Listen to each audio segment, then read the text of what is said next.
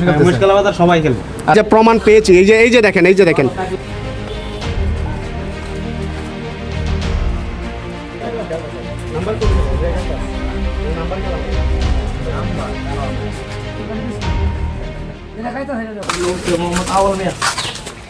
আমার মেয়ে, আপনার মোবাইলটা একটু চেক করা যাবে? আমার মধ্যে আপনি কি করবেন? চেক করুন, আপনার বিরুদ্ধে অভিযোগ আপনি শিলং তীরের সাথে সম্পৃক্ত। না, আমার মোবাইল চালান। হ্যাঁ, আমি মোবাইল চালাই না। মোবাইল চালান না? তা শিলং তীর যে আপনার অভিযোগ যে আপনার এখানে খেলা হয়, না, এগুলো আমি দেখি না। হ্যাঁ, নাম কি বলছেন? আওয়াল, আব্দুল আওয়াল। আচ্ছা, একটু দেখা যাবে না মোবাইলটা? না ভাই, মোবাইল চালাই না ভাই।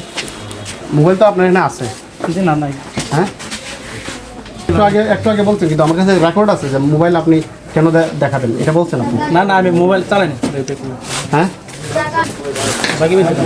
এই যে দর্শক, আমরা এই একটা পেয়েছি, একটা সংকেত পেয়েছি। আপনারা দেখেন যে এখানে কিন্তু এই যে এইভাবেই কিন্তু নাম্বারগুলো লেখা হয়। মূলত এই সংকেতগুলোই মূলত হচ্ছে তীর কাউন্টার, যেটা আমরা বলি শিলং তীর। এই শিলং তীরে কিন্তু এইভাবেই কিন্তু তারা এই যে নাম্বারগুলো টার্গেট দেয়, তারপরে কিন্তু এটা ঘটে। তা আমরা কিন্তু অলরেডি তার এখানে প্রমাণ পেয়েছি, আপনারা দেখেন। আচ্ছা, আমরা একজনকে পেয়েছি। আপনি কি এসবের সাথে জড়িত? জি না, আমি জানি। আপনার নাম কি?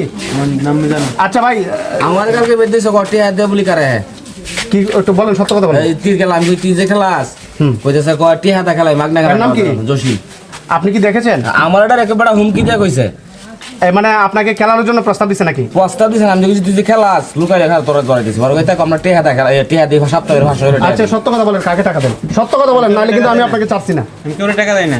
তাহলে আপনি অন্যরা জিগান। আচ্ছা, কালকে কইছে আমারে খেলেন কেন? খেলি না তো। দিয়ে আপনার মোবাইল দেখি, মোবাইলটা বার করেন তো। আমি মোবাইল বার করুন বলতে মোবাইল বার করেন। আপনি ছাড়েন, আমি কি দৌড় না, শুন না, আপনি লক খুলে দেন মোবাইলে। এই যে দর্শক, আমরা কিন্তু অলরেডি এই যে প্রমাণ পেয়েছি। এই যে দেখেন এই যে নাম্বারগুলো আমরা অলরেডি তাকে পেয়েছি। নাম কি? মিজানুর। হ্যাঁ, মিজানুর জসিম। মিজানুর জসিমটাকে স্পষ্ট আমরা দেখতে পাচ্ছি। অলরেডি একজনকে আমরা পেয়েছি। আপনি, আপনার বাসা কোথায়? আপনার বাসা গোলাপপুর। গোলাপপুর। কতদিন ধরে এই খেলা খেলেন? আমি আজকে খেলছি। হ্যাঁ, আমি আজকে খেলছি। আজকে খেলছেন? হ্যাঁ, আজকে খেলছেন। কার মাধ্যমে খেলেন এই খেলা? কার কাছে নাম্বারগুলো কাটছেন? নাম্বারগুলো কার কাটছেন বলেন। যার কাছে জি বস যে এই লোকটাকে ওনারা আমি চিনি না তো। তাহলে আপনি কার কাছে কাটলেন? বিকাশে কাছে। বিকাশে কতদিন ধরে আপনি এই খেলা খেলেন? আমি আজকে খেলছি। এখানে কে জড়িত? এটা তো আমি জানি না কে জড়িত। হাজার মানুষ খেলতেছে মুশকিল বাজার। হাজার মানুষ খেলতেছে। মুশকিল বাজার সবাই খেলে। আচ্ছা, মুশকিল বাজার সবাই খেলে।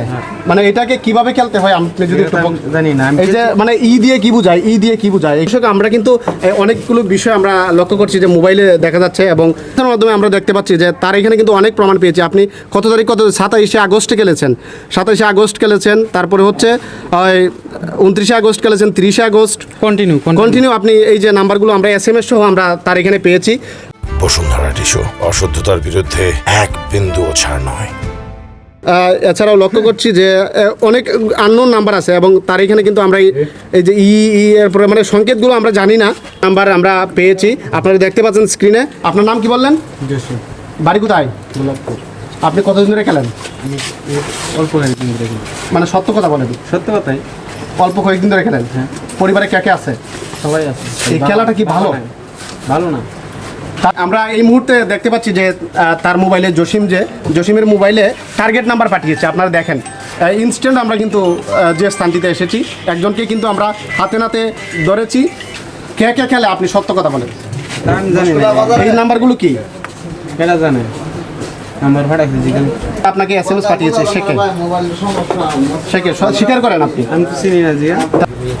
দর্শক, আমরা যে স্থানটিতে আছি এটা হচ্ছে সুনামগঞ্জের মধ্যনগর উপজেলার সীমান্তবর্তী যে জনপদ, সে জনপদে কিন্তু এইভাবে এই শিলং তীরের ফাঁদে পড়ে অনেক মানুষ কিন্তু নিঃস্ব হচ্ছে। আর এখানে এক দোকানদার আছে, দোকানদারের নাম হচ্ছে আব্দুল আওয়াল। সেও এই ধরনের খেলার সাথে সম্পৃক্ত, এবং এখন আমরা যে দোকানটিতে আছি আমরা দেখতে পাচ্ছি যে এই দোকানটিতে কিন্তু প্রতিনিয়তই কিন্তু খেলা হয়, এবং এই দোকানদারের নেতৃত্বেই কিন্তু এখানে খেলা বসে। আর এখন যে স্থানটিতে খেলা বসে এটা হচ্ছে যে আসলে কথা বলতে যে আপনি তাকে কি বলতে চাচ্ছিলেন?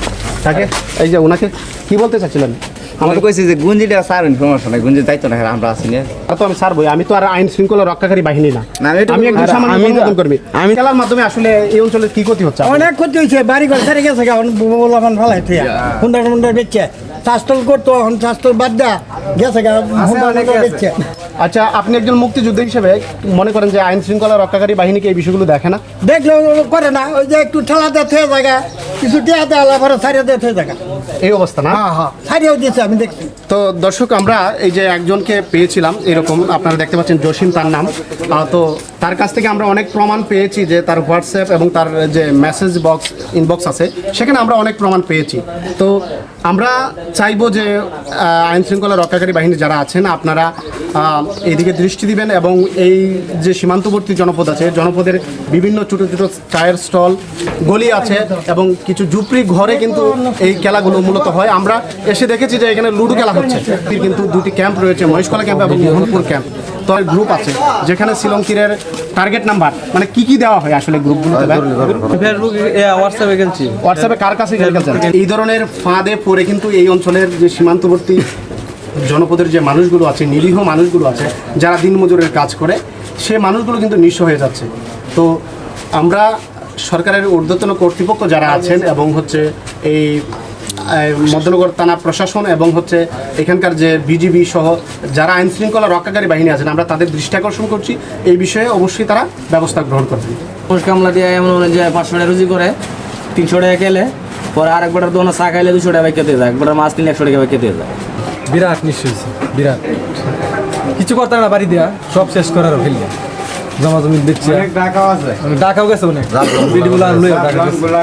সুনামগঞ্জের মধ্যনগর উপজেলার সীমান্তবর্তী জনপদের মহেশকুলা বাজার থেকে আমিন আহমেদ সালমান, কালের কণ্ঠ।